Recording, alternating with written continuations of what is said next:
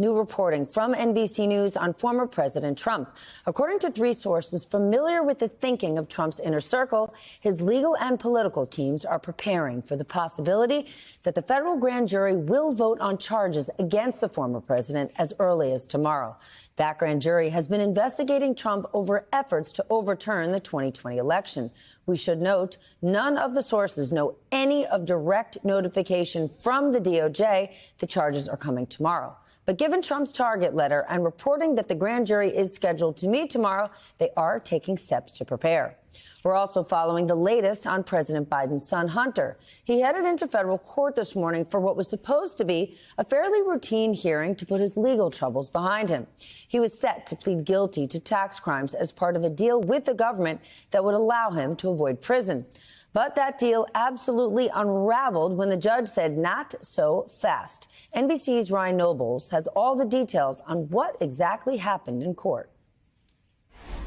Hunter Biden entered a federal courthouse today hoping to bring to an end his legal problems. It did not turn out that way. Tonight, in a stunning move, a federal judge refusing to sign off on his controversial plea deal. Judge Mary Ellen Noriega, a Trump appointee, saying the agreement contained atypical provisions and she needed more information. Telling the lawyers, quote, "I am not in a position to accept or reject this plea agreement, so I'm going to defer it." At one point, as the deal was unraveling, Biden's attorney declaring, quote, "We'll rip it up," while prosecutors revealing their investigation into Hunter Biden is ongoing, and the deal would only absolve Hunter of legal issues between 2014 and 2019, and only on drugs, taxes, and firearms charges. Hunter Biden today pleading not guilty to the tax charges. The delay in the case, a further political headache for the White House. This case was handled independently, as all of you know, by the Justice Department under the leadership of a prosecutor appointed by the former president, President Trump. The original plea agreement sparking outrage from Republicans, blasting it as a sweetheart deal for the president's son, which allowed him to avoid prison time. The Attorney General has said that U.S. Attorney David Weiss has full authority to bring whatever charges he wanted.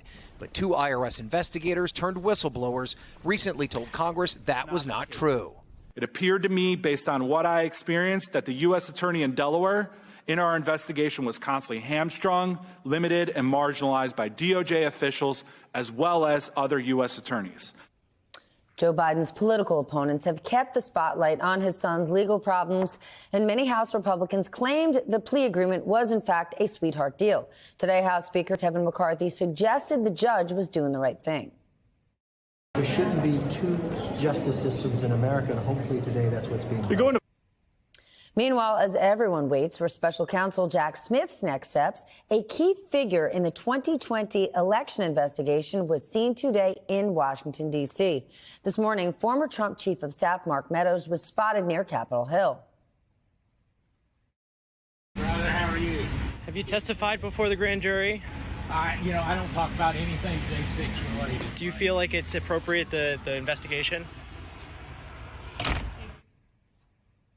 Also tonight, we've learned Rudy Giuliani has conceded in a court filing that he made false statements accusing two Georgia 2020 election workers of fraud, i.e., he lied. Ruby Freeman and her daughter, Shay Moss, are suing Giuliani over those false claims. During the January 6th hearings, they both testified on how those claims completely shattered their lives. I've lost my reputation. I've lost my sense of security. All because a group of people, starting with number 45 and his ally, Rudy Giuliani, decided to scapegoat me and my daughter, Shay, to push their own lies about how the presidential election was stolen. Don't do nothing anymore. I don't want to go anywhere. I second guess everything that I do. It's affecting my life in a major way, in every way, all because of lies.